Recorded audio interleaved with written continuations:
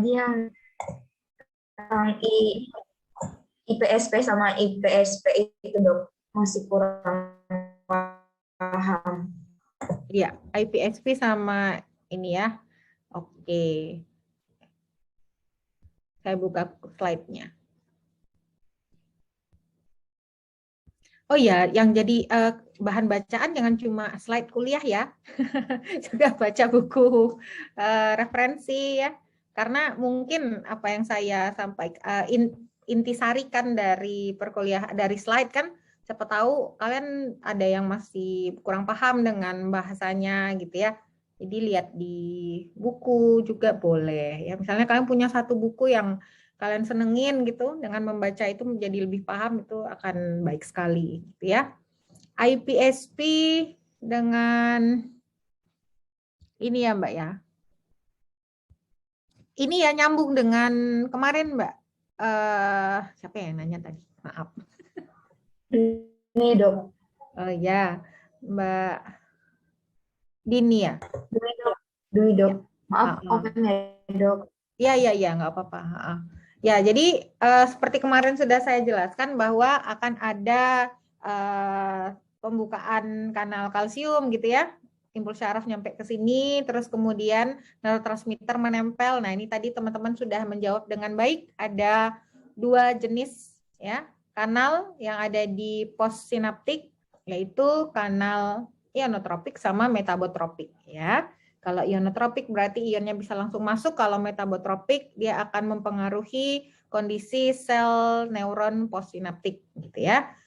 Sehingga akan mempengaruhi jumlah kanal, apakah akan ada overexpression dari DNA-nya ya, dari gennya, atau malah underexpression. Nah, kalau misalnya seperti kemarin sudah saya sebutkan, kanal yang terbuka, kanal natrium atau kanal kalsium, muatannya positif ya kan? Maka ionnya nanti akan masuk, ion yang positifnya.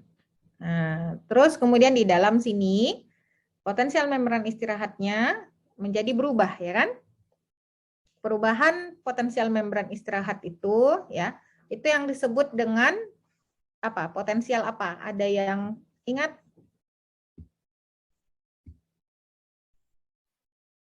Berjenjang dok. Berjenjang ya, potensial berjenjang kalau dia terjadi di neuron, kalau dia terjadinya di reseptor, potensial reseptor. Jadi ada beberapa nama. Potensial postsinaptik ya, itu sama dengan potensial berjenjang juga. Jadi potensial berjenjang ada banyak nama. Potensial berjenjang, potensial postsinaptik, potensial reseptor. Semuanya prosesnya sama, yaitu terbukanya kanal yang positif, maka akan terjadi naik gitu ya, terjadi eksitasi dari reseptor tersebut, dari neuron postsinaptik tersebut.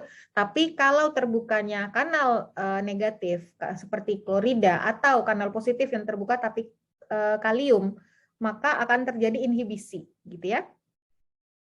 Nah, ini maksudnya adalah jenis-jenis dari potensial berjenjang ya, potensial postsinaptik. Ini EPSP ya kalau bacanya bahasa Inggris, atau EPSP ya, excitatory postsynaptic potential. Jadi kanal yang terbuka di sini adalah kanal natrium, kanal kalsium ya.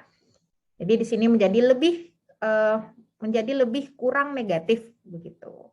Lalu kemudian ada IPSP, kalau yang terbukanya adalah kanal klorida, sehingga muatan negatif itu tambah banyak di dalam ya, atau malah kanal kalium ya, kalium yang positif di dalam menjadi keluar, sehingga di dalam sel menjadi lebih negatif ya.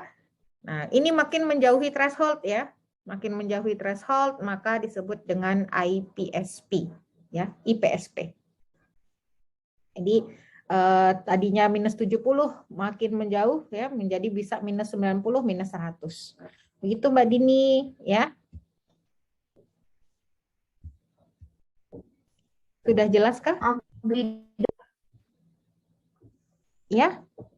Suaranya putus-putus nih, jaringan saya apa gimana? Suara saya bagus? Terdengar apa? Lancar? Jelas dok, dengar. Oke. Ya.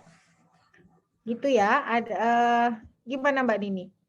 Dwi, sorry, Dwi ya. Mbak Dwi? Mbak Dini bingung kok dipanggil-panggil. Gimana Mbak Dwi, udah jelas?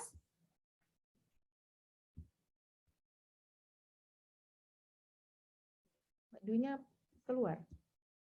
Oke, sudah jelas. Ya, baik. Ada yang mau dikonfirmasi lagi?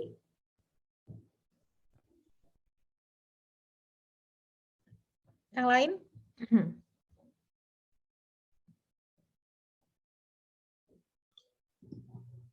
Dokter, izin menyambung pertanyaan dari Mbak Dwi tadi. Berarti yang dimaksud dengan APSP itu apakah sama prosesnya dengan hiperpolarisasi dan depolarisasi di potensial berjenjang di awal-awal slide itu? Iya, di awal kuliah ini juga kan saya sebutkan potensial berjenjang itu ada 2 tipe, ada depolarizing sama hyperpolarizing, ya kan? Nah, itu sama, karena potensial postsinaptik itu kan adalah jenis dari potensial berjenjang, begitu. Baik, Dok. Terima kasih, Dok. Ya. Ada lagi?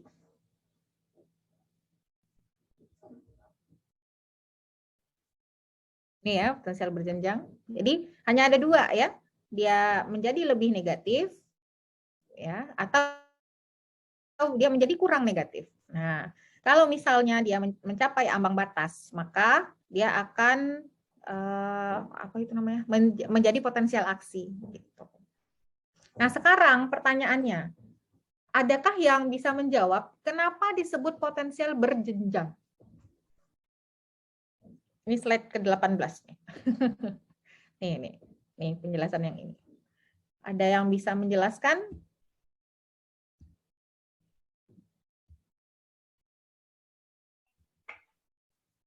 Halo. Ya? Iya. Coba menjawab ya, Dok. Silahkan Mas Reza ya.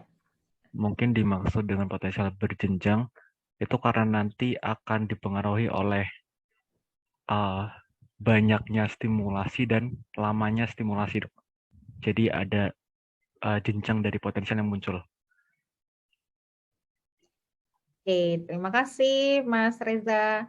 Jadi potensial berjenjang itu ya kenapa namanya berjenjang? Karena dia bisa berbeda-beda amplitudonya ya, tergantung pada kekuatan stimulus ya yang nanti sampai ke reseptor atau sampai ke neuron postsinaptik tersebut ya.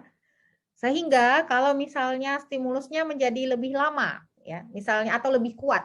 Misalnya teman-teman bayangkan ada ini ya, tekanan gitu ya. Beda ya antara kita ditekan lembut gitu dengan ditekan kuat sekali sampai mungkin bisa menstimulasi nyeri gitu ya. Nah, kalau misalnya tekanannya itu hanya singkat ya, singkat saja, maka dia akan membuat singkat saja, maka mungkin yang perubahan yang terjadi adalah yang pertama, jumlah kanal yang terefek itu hanya terbatas. Ya, dibanding kalau tekanannya kuat sekali, itu kanal yang terbuka mungkin jadi lebih banyak. Nah, begitu juga kalau misalnya tekanan yang diberikan atau stimulus yang diberikan itu lebih lama, sehingga nanti kanal yang terbuka akan menjadi selain lebih banyak juga akan menjadi terbuka lebih lama, sehingga nanti rush atau masuknya ion itu menjadi lebih banjir gitu ke dalam gitu ya. Nah, kalau ionnya positif, maka yang terjadi adalah di dalam sini ya. Kalau ini mungkin nambahnya hanya 2 gitu ya. Kalau yang di sini nambahnya bisa sampai 10 gitu. Nah, itu akan menentukan variasi dari potensial berjenjang yang terbentuk. Bisa kebayang ya? Nah, begitu. Tapi bagaimana dengan potensial aksi? Kita bahas potensial aksi nggak di sini? Enggak, itu kuliah besok. Ini bahas tentang potensial berjenjang dulu. Kalau potensial aksi ya, dia itu nih memang seperti itu bentuknya gitu ya. Tidak akan terjadi perubahan. Nah, kalau yang di sini potensial berjenjang bahkan bisa disumasikan. Tapi kalau potensial aksi nggak bisa. Ya. Apa yang terjadi kalau misalnya stimulusnya itu kuat, lalu potensial berjenjangnya itu terbentuk menjadi lebih tinggi daripada ambang batas. Ada yang udah baca sampai sana? Apa yang terjadi pada potensial aksinya? Ini kan nambahnya positif 15 ya. Bagaimana jika stimulus yang datang membuat melebihi ambang batas? Misalnya bahkan bertambah positif 30. Sehingga yang dari minus 70 bisa menjadi minus 40. Nah, naiknya sampai sini. Potensial berjenjangnya itu sampai sana. Nah, apa yang terjadi pada potensial aksi? Frekuensinya meningkat tuh. Betul sekali. Jadi potensial aksi ya, amplitudenya ya sama ya. Sama-sama cuma depolarisasi sampai ke positif 30 gitu ya. Terus kemudian nanti turun repolarisasi negatif ya. Terus hyperpolarizing ya, hiperpolarisasi, kemudian repolarisasi positif, baru kembali ke ambang batas. Tapi jika stimulusnya datang kuat sekali ya, kemudian melebihi ambang batas, maka potensial aksi akan bertambah frekuensinya. Nah, otak kita kan bacanya potensial aksi tok kan. Dapat stimulus suhu panas, dapat stimulus suhu dingin, dapat stimulus sentuhan halus, sentuhan kasar, ya, dengar musik, melihat cahaya, itu semua yang sampai ke otak hanya bentuknya potensial aksi, ya kan? Nah, jadi bagaimana dia tahu, oh ini cahayanya remang-remang, oh ini cahayanya kuat sekali, ini tekanannya lembut, ini tekanannya kuat, ini lukanya hanya kecil, ini lukanya dalam. Ya hanya dibaca dari bagaimana perubahan potensial aksi yang sampai ke otak. Kalau misalnya suara yang kita dengarkan kuat, tentunya frekuensi potensial aksi nanti yang mencapai otak itu akan lebih besar jumlahnya dibanding kita hanya mendengarkan suara sayup-sayup. Kebayang ya? Nah, itu misalnya nanti kita aplikasinya sampai ke itu panca indera ya. Sampai ke telinga. Gimana telinga bisa membedakan lokasi? Nah, kita bahas nanti. Tapi dasarnya semua adalah ini, ya. Bagaimana syaraf kita itu bekerja. Oke. Kalau nggak ada pertanyaan dari kuliah ini, bahkan kita bisa lanjut ke slide kuliah 4, ya. Jadi karena saya rasa karena teman-teman tuh kan udah belajar, ya. Udah belajar menghabiskan waktu sebelum perkuliahan dimulai, itulah enaknya kalau flip class. Nah, ini istilahnya flip class. Jadi di sini hanya tempat untuk konfirmasi, ya. Waktunya bahkan bisa hanya singkat beberapa menit saja kalau memang teman-teman semua sudah belajar. Enak ya? Jadi nggak mendengarkan hanya pertama gitu. Nah, tapi effortnya apa bagi dosen? Mereka harus menyiapkan bahan kuliah jauh-jauh hari, ya nggak? Nanti teman-teman rasain. Kadang-kadang tuh ada dosen ya, kirimkan, dokter kami minta ini, mohon maaf Bapak Ibu minta slide-nya. Gimana mau dikirim, belum siap kok. Ya, jadi itu, nanti bisa mempraktekkan flip class, tapi memang effort-nya berat di awal. Ya. Berat di awal harus mengirimkan bahan, ya. Terus kemudian berdiskusi, bertanya. Kadang-kadang yang ditakuti dosen itu adalah pertanyaannya keluar dari materi. Takut nggak bisa jawab. Nah, itu ya. Jadi lebih enak sebenarnya ya metode tradisional. Jadi saya menjelaskan dari sampai akhir. Ada pertanyaan? Nggak ada? Ya, kita tutup sampai di sini. Terus nggak ada diskusi sama sekali. Itu sebenarnya lebih enak, ya kan? Saya nggak, effort saya tentu jadi lebih kurang dibanding jika flip class. Tapi ya saya inginnya semuanya paham, semuanya bisa belajar di sini saling konfirmasi ya. Oke, ini kanal bocor, dia membuka dan tertutup secara random, tidak ada stimulasi, tidak ada hal tertentu yang membuat dia terbuka. Nah, pada sel syaraf paling banyak itu adalah kanal bocor ini tadi. Nah, ini gambarnya ya. Nah, makanya saya bilang ini kan kanal bocor kalium nih digambarkan 2 gitu ya. Sedangkan kanal bocor natrium hanya 1. Nah, ini penyebabnya makanya potensial membran istirahat menjadi lebih negatif ya. Selain itu ada sifat dari ion-ion ya.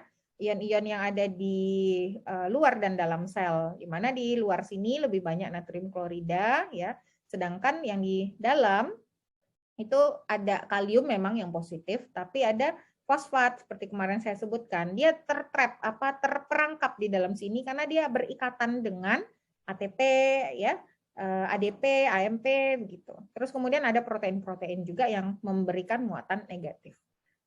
Nah, ada pompa NAK ATPase yang dia itu punya sifat mengembalikan ya ion kembali ke asalnya. Jadi, nah sana keluar lagi natrium gitu ya. Kalium ayo masuk lagi seperti itu. Jadi dia tapi perbandingannya 3 natrium yang keluar ya, 2 kalium yang masuk. Sebanding? Tidak sebanding ya. Lebih banyak yang keluar dibanding positif yang masuk. Oke. Nah, ini juga kemarin sudah kita bahas-bahas sedikit. Ini degraded potential ya. Dia terjadi di dendrit dan soma. Sedangkan kalau potensial aksi nanti terjadinya di sepanjang akson ya. Ini juga hyperpolarizing, depolarizing. Nah, ini contohnya kalau misalnya kanalnya adalah kanal mekanik ya.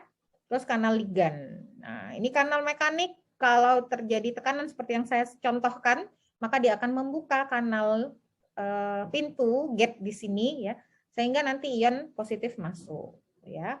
Nah, tapi bisa juga ya kalau misalnya depolarizingnya itu dari neurotransmitter.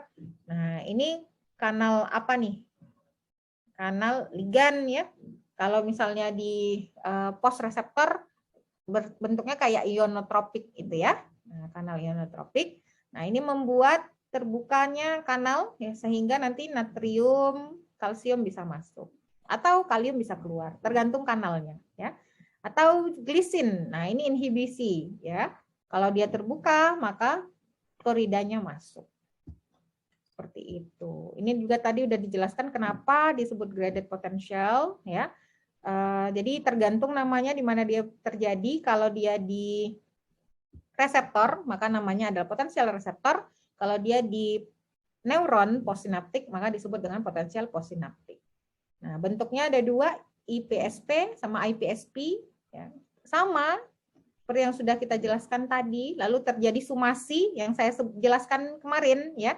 Kalau ada stimulasi neuron A, B, C terhadap neuron D. Tergantung pada jenisnya ya. Kalau misalnya dia adalah potensial berjenjang yang depolarizing, dua-duanya datang ya, maka yang akan terbentuk adalah potensial berjenjang ya, yang lebih besar. Kalau ada yang dia equal sama-sama terhadap simulasi, yang A akan menstimulasi membuat neuronnya ya ini ya, yang A ini datang, nah dia membuat terbukanya kanal natrium sehingga nanti bertambah positif 5. Yang neuron kedua datang ya membuat kanal klorida terbuka sehingga membuat di dalam sini negatif 5. Ya terjadi penambahan ya kan? Positif 5 tambah negatif 5 ya akhirnya 0, tidak ada yang terbentuk. Gitu ya. Oke, sumasi spasial. Nah, kalau terjadi stimulasinya itu di tempat yang berbeda ya, dendrit A dengan dendrit ujung yang sana gitu ya, tempatnya pokoknya berbeda tapi terjadi dalam satu waktu, maka akan disumasikan. Nah, kalau yang temporal satu neuron tapi repeat ya, berlangsung secara cepat.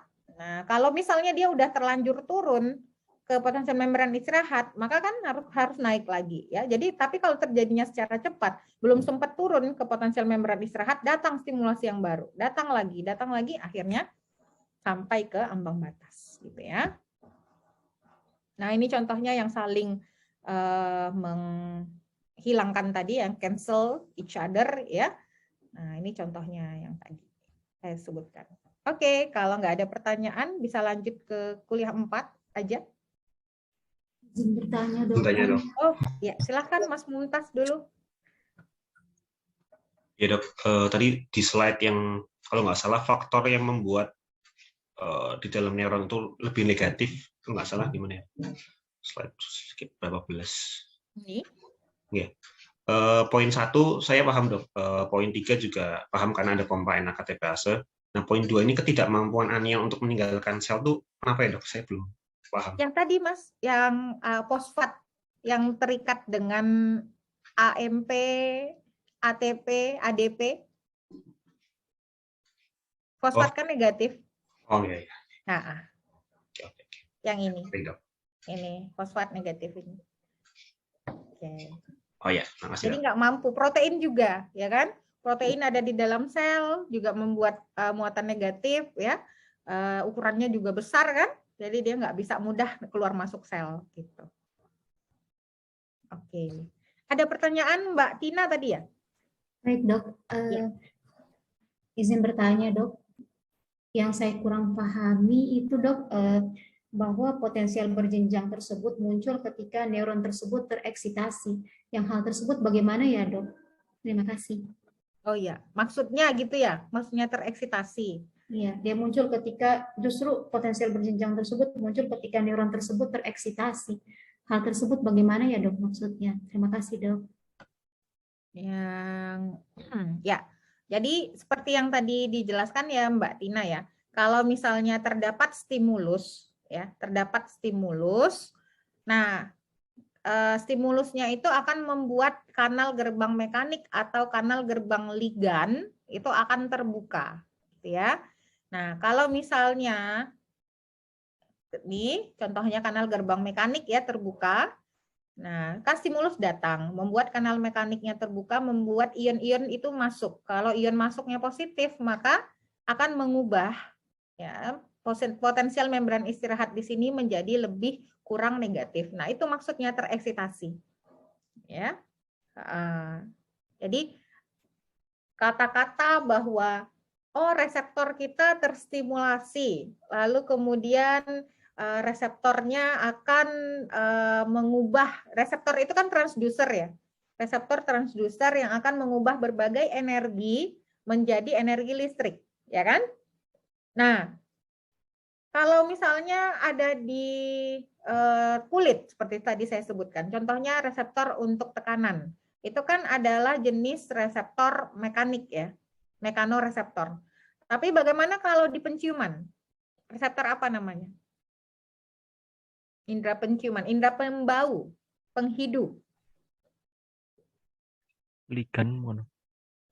Reseptor Ligan bukan, Dok? kimiawi, Oh ya. ya kan? Kemoreseptor, ya. Kalau di lidah juga kemoreseptor. Kalau di mata kita apa nama reseptornya?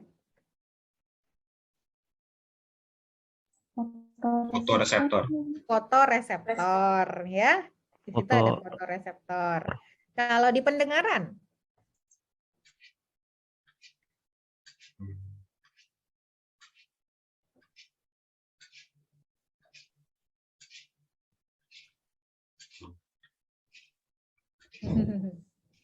Getaran, apa ya? Audio apa? Getaran ya? dia bergerak karena reseptor. gimana?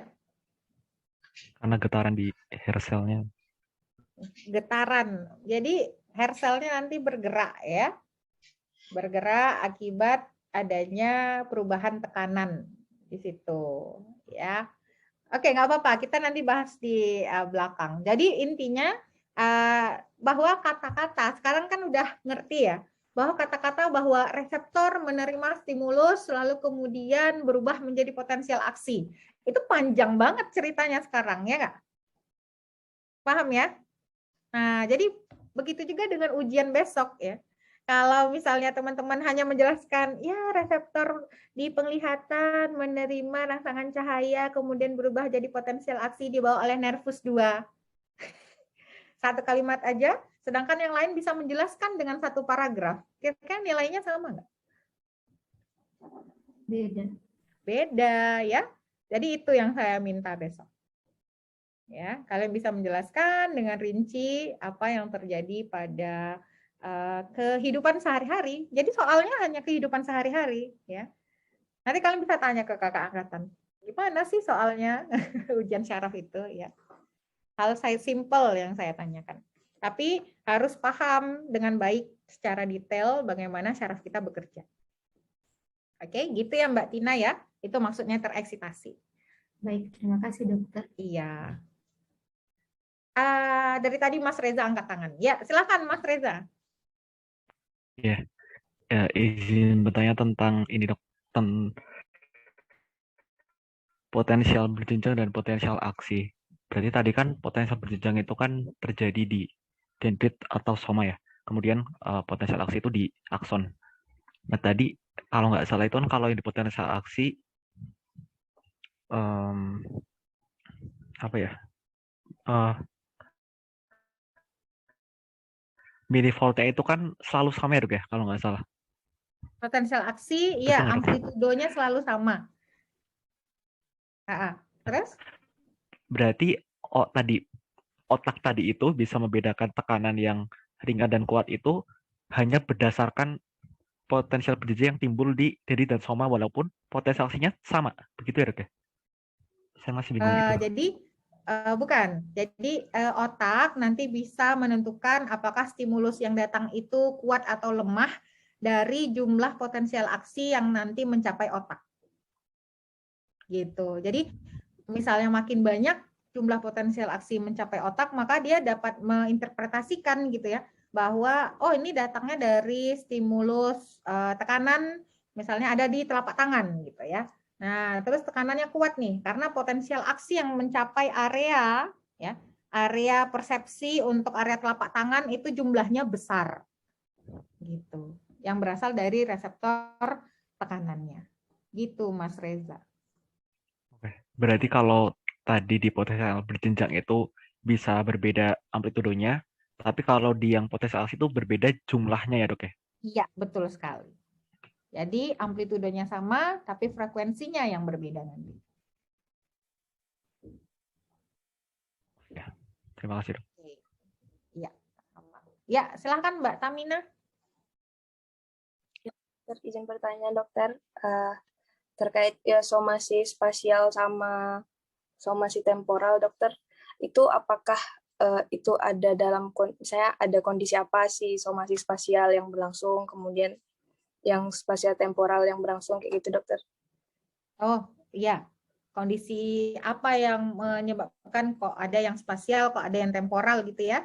Ya dokter. Ya, kalau misalnya ini kita bicara tentang sirkuit. Nah, sirkuit neuron Mbak Tamina. Jadi ada sirkuit neuron itu ya yang bentuknya divergen. Ada yang bentuknya konvergen. Ya, ada yang reverberating. Ada enggak ya gambarnya? Sebentar, coba saya cari ya. Bagus pertanyaannya. Terima kasih. Ya, tapi sebentar saya cari dulu. Ada di kuliahnya ini kayaknya sistem syaraf. Oh, saya carikan ya gambar sirkuit syaraf.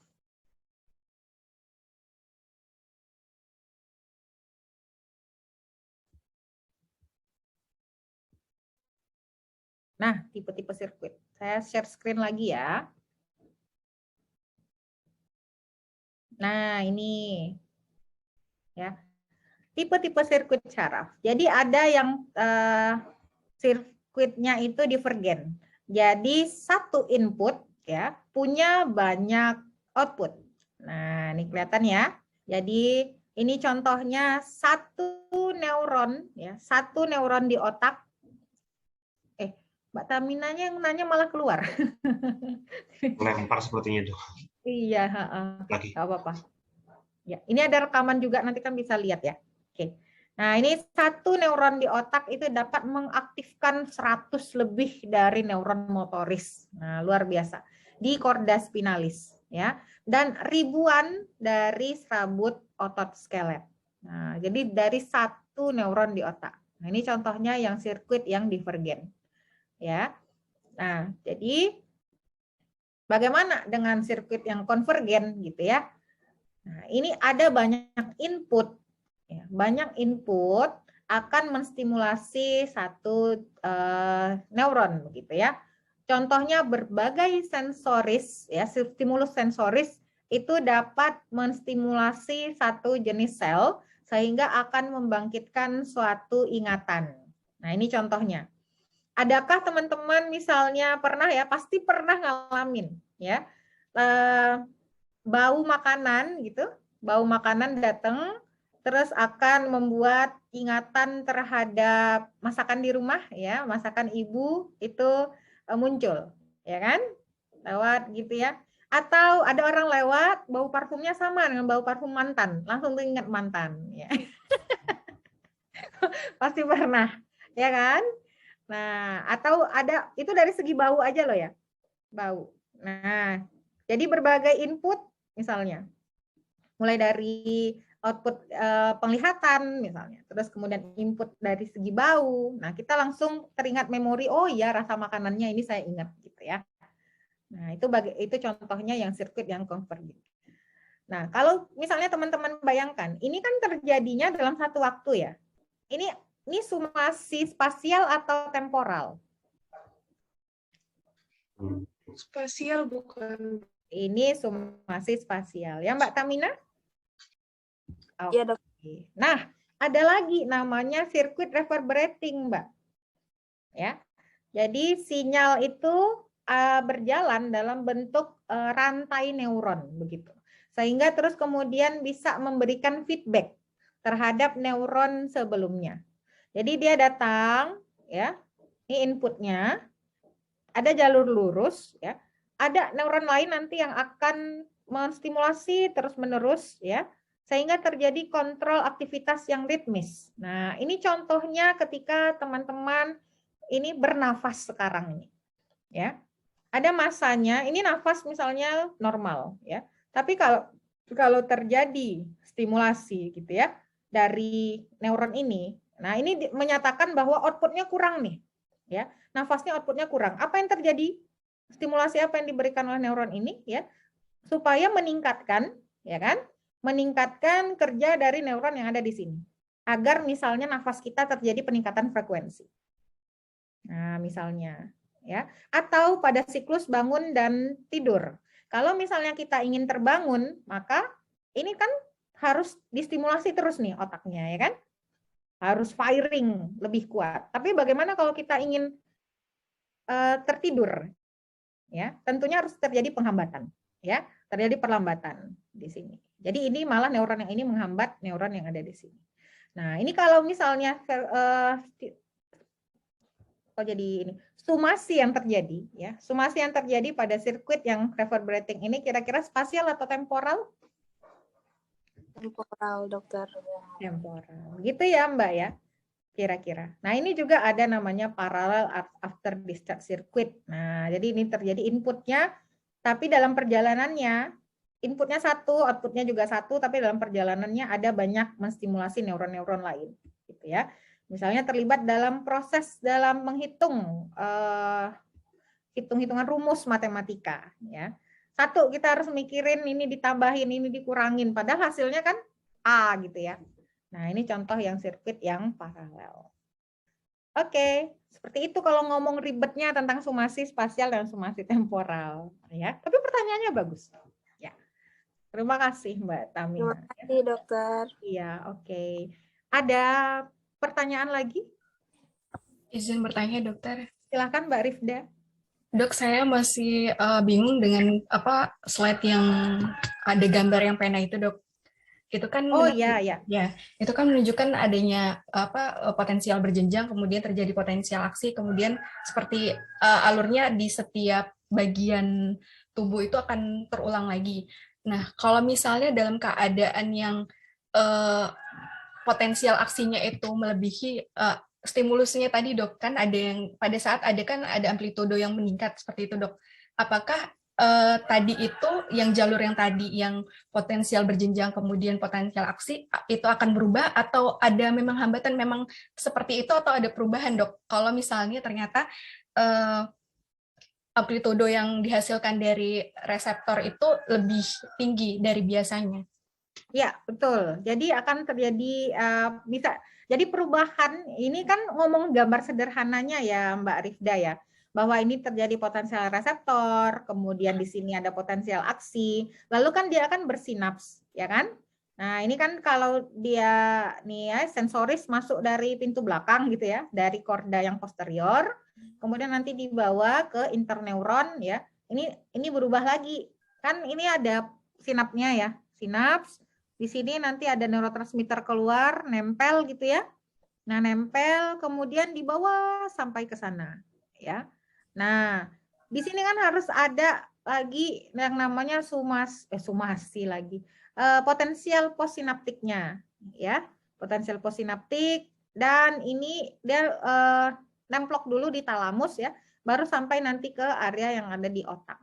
Nah, makanya Mbak Rifda, hal simple seperti ini ya, seperti kita menulis, kita kan ingin menulis ya, kita merasakan dulu, ambil dulu ya, jangan menulis deh. Misalnya kita merasakan tekstur ya, merasakan tekstur itu kan sensoris ya, merasakan tekstur lembutnya jaket kita misalnya, nah lembutnya pakaian kita. Nah, kalau misalnya yang terjadi di sini ya, di dalam perjalanan ini, misalnya yang terjadi di interneuron ini ya, malah enggak sampai. Entah terjadi misalnya jumlah asetilkolin yang terbentuk sedikit, misalnya gitu ya, atau jumlah kalsiumnya sedikit sehingga neurotransmitter nggak bisa keluar, kan bisa banyak terjadi hal-hal di sana. Kebayang ya Mbak Rifda ya? Maka bisa nggak jadinya diteruskan stimulus tersebut sampai ke otak? Nggak nyampe. Nggak bisa, ya. Makanya hal-hal seperti ada orang yang sensitif pendengarannya, atau bau deh. Ada orang ya bau tuh sensitif banget ya, kayak dia bisa langsung tahu, kecium nggak sih bau busuk gitu kan? Apa sih aku nggak kecium kan gitu ya contohnya ya. Itu tuh macam-macam hal yang mempengaruhinya. Entah karena si reseptornya misalnya yang pertama, reseptornya itu sensitif sekali, jadi datang suatu stimulus langsung kanal yang terbuka banyak gitu ya, sehingga banjirlah ion ke dalam si reseptornya, jadi banyak tinggi potensial berjenjang yang terbentuk, banyak potensial aksi nanti yang dihantarkan. Itu kan bisa terjadi, ya.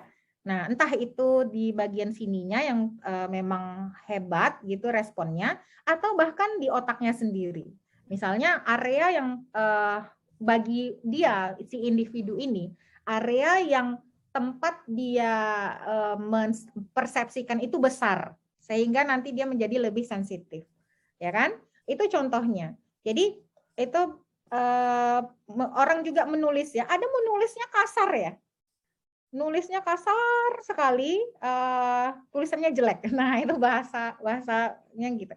Ada yang tulisannya halus gitu ya. Itu juga termasuk bagaimana kontrol dari otak bisa jadi, atau bahkan dari segi ototnya sendiri ya. Sudah bisa dilatih untuk menulis, itu kan misalnya bisa dilatih ya, nulis halus begitu. Jadi jarasnya sama Mbak, tapi responnya yang keluar bisa beda-beda. Entah itu dari persepsi sensorisnya, entah itu dari output motorisnya yang halus dengan kasar ya. Ada orang yang udah biasa lempar bola basket dari jarak 3 meter gitu, ya masuk gitu ya. Ada yang udah di bawah ring, lempar juga nggak masuk. Itu kan tergantung dari skillnya juga ya. Nah, jadi hal-hal yang mempengaruhi bisa banyak. Entah dari reseptornya, entah itu nanti dari neurotransmitternya gitu ya, atau bahkan dari segi pusatnya, otaknya itu sendiri ya, bisa mempengaruhi. Seperti juga orang yang buta, mohon maaf tunanetra ya, itu kan area matanya berarti mungkin kecil atau bahkan nggak aktif gitu kan, tapi area untuk sensorisnya, untuk pendengarannya ya kan, itu akan terbentuk luas dan berkembang dengan sangat baik. Makanya mereka lebih sensitif pendengarannya, lebih sensitif sentuhannya untuk huruf braille gitu ya dibanding kita. Nah, itu yang mempengaruhi ya Mbak Rifda ya. Dokter. Iya, iya silahkan Mbak Yulinar. Terima kasih, Dok. Izin bertanya. Ya. Saya teringat induk dari gate control yang biasa digunakan pada penghambatan nyeri, di mana di situ di teorinya disebutkan bahwa nyeri itu yang dibawa oleh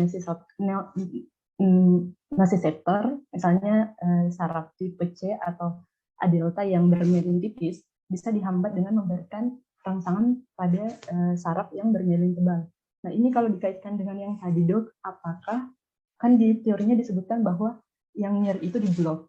Nah, ini kalau dikaitkan dengan yang tadi, berarti betul-betul nyerinya itu diblok pada saat bertemu dengan dendrit yang sama, bersinas dengan dendrit yang sama, atau memang keduanya akan diteruskan ke otak, tapi karena frekuensi yang tekanan itu lebih tinggi sehingga nyerinya tidak terasa, Dok. Ya, ya. Oke. Jadi ini ngomongnya udah advance ya, udah tentang gimana nih nyeri ya. Mbak Yulda udah baca sampai ke A delta, sampai serabut tipe C, wah bagus banget. Waktu kebetulan Waktu apa? S1, Dok. Waktu Tapi S1 secara ya. Ya, baik. Bagus. Sebenarnya kita ada nanti bahasan itu tentang bagaimana nyeri dibawa oleh apa? Kalau nyeri DCMLS atau ALS? Masih ingat? Spinothalamikum atau DCMLS? Dorsal columnar lemniscus.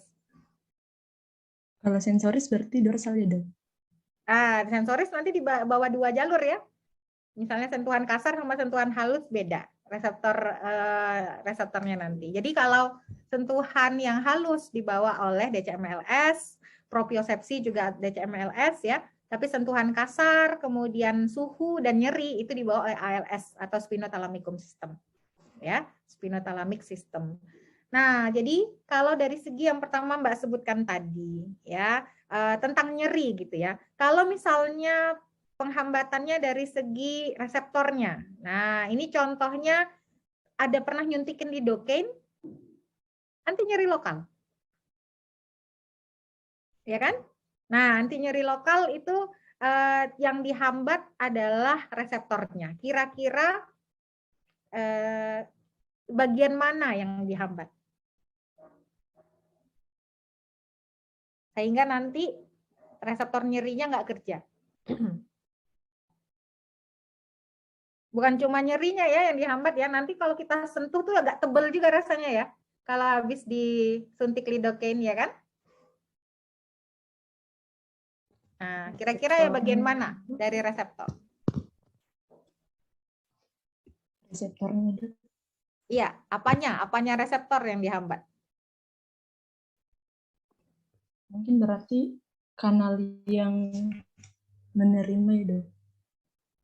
Tunggu, mana ya kalau ngeliatin? Nah, di sini misalnya. Bukan. Nggak ada di gambarnya. Ya, kanal yang membuat nanti dia terjadi eksitasi, tentu dihambat. Jadi kanal apa? Natrium atau klorida atau kalau kalium? Kanal natrium, Dok. Kanal natrium. Jadi lidocaine itu menghambat kanal natrium. Sehingga nanti natrium tidak bisa terbuka, sehingga dia tak bisa tereksitasi. Gitu. Kebayang ya? Itu dari segi nanti obat bius. Ya, obat bius. Tapi bagaimana kalau stimulasinya seperti yang disebutkan oleh Mbak Yulinar tadi? Betul sekali ya. Jadi kalau misalnya A delta itu kan mielin tipis ya. Apalagi yang C itu tidak bermielin. Sehingga sebenarnya ketika dia sampai ke otak, bagaimana kecepatannya? Lambat, Dok. Ya, kecepatannya itu sebenarnya kuliah hari Senin ya, kuliah keempat. Jadi kecepatannya tentunya akan lambat. Gitu. Sehingga kalau diberikan stimulasi yang lebih kuat begitu ya, bukan lebih kuat, stimulasi lain yang dibawa oleh syaraf yang bermielin tebal, tentunya nanti akan kalah begitu ya. Misalnya teman-teman habis nyeri dipukul atau apa gitu jatuh, terus dielus-elus halus kan? Nah, kalau yang sentuhan halus itu dibawa oleh serabut ada yang ingat? A beta ya kan? Kan lebih besar daripada A delta ya. Nah, jadi udah disentuh-sentuh halus A beta, kemudian A delta juga ada ya. Nah, dengan sentuhan itu kan jadi lebih cepat sehingga nanti diharapkan ya kayak otaknya karena nerima lebih banyak yang sentuhan halus jadi nyerinya berkurang gitu maksudnya Mbak Yulinar ya. Jadi betul seperti yang tadi Mbak sebutkan dengan stimulasi dengan gate control itu tadi ya, itu berusaha agar nyerinya jadinya berkurang. Satu lagi boleh, Dok? Iya, boleh. Terkait yang video yang di YouTube itu, Dok, kan penempelan neurotransmitter asetilkolin itu bisa menjadi eksitator atau bisa menjadi inhibitor. Nah, tergantung dia menempel pada reseptor mana. Nah ini maksudnya apa yang menyebabkan dok sehingga dia misalnya bisa menempel ke ionotropik atau bisa menempel ke metabotropik reseptor? Apa yang mempengaruhi dok? Oh ya, itu tergantung dari dia nanti keluarnya kan, nanti misalnya dia bertemu di neuron itu ya, misalnya proses inhibisi yang ada di gerak motoris gitu ya. Kalau misalnya kita nggak menginhibisi gerakan kita, maka over nanti. Kita mau ngambil jarak gelas ini 1 meter gitu, ini Kak kelihatan ya kalau kita nih normal ya. Tapi kalau ada penyakit ya kan pernah nih, coba sekarang ngelakuin ini. Ini normal ya, bisa ya, bisa dengan cepat. Tapi kalau nggak normal Mbak, kemana gitu. Jadi misalnya cerebellarnya bermasalah ya. Jadi kalau inhibisi ini penting. Ya, inhibisi ini penting agar nggak over, ya, nggak over stimulasi. Nah, itu tergantung dari neuron mana yang mau dia bekerja di bagian mana. Kalau dia misalnya asetilkolin nempel pada sel otot, ya dia akan mengeksitasi kan, dia akan mengeksitasi sel otot tersebut. Tapi misalnya asetilkolinnya nempel pada cerebellum, ya, cerebellumnya nanti yang akan mengirimkan sinyal inhibisi ke otot tadi. Nah, itu contohnya. Jadi nanti dia menghambat di sana. Ya, bagaimana si cerebellum nanti menginhibisi ya, menginhibisi si otot agar nggak over geraknya. Gitu. Jadi yang menentukan ya tergantung dari kerja yang diharapkan gitu ya. Dari fungsi masing-masing. Gitu. Cukup dok, terima kasih dok. Ya. Ada lagi? Kayaknya nggak usah ya kuliah 4. Kuliah 4-nya Senin aja ya. Ada lagi?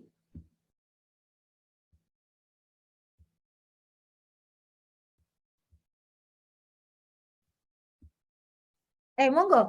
Setuju mau gimana? Lanjut kuliah 4 atau kita akhiri? Masih ada 1 jam lagi?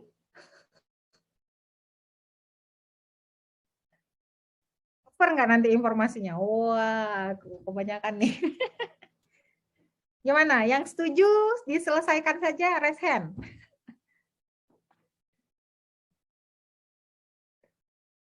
Oke, Mbak Dwi Senin. Yang lain? Oke, Mbak Rizky juga setuju. Senin. Yang lain? Senin aja? Iya dok. Setuju, dok. Oke. Ya. Baik, saya manut. Diintegrasikan dulu dok di. Iya. Diserap dulu ya. Serap dulu ya, dimasukkan dulu ke memori jangka panjang gitu ya. Oke deh.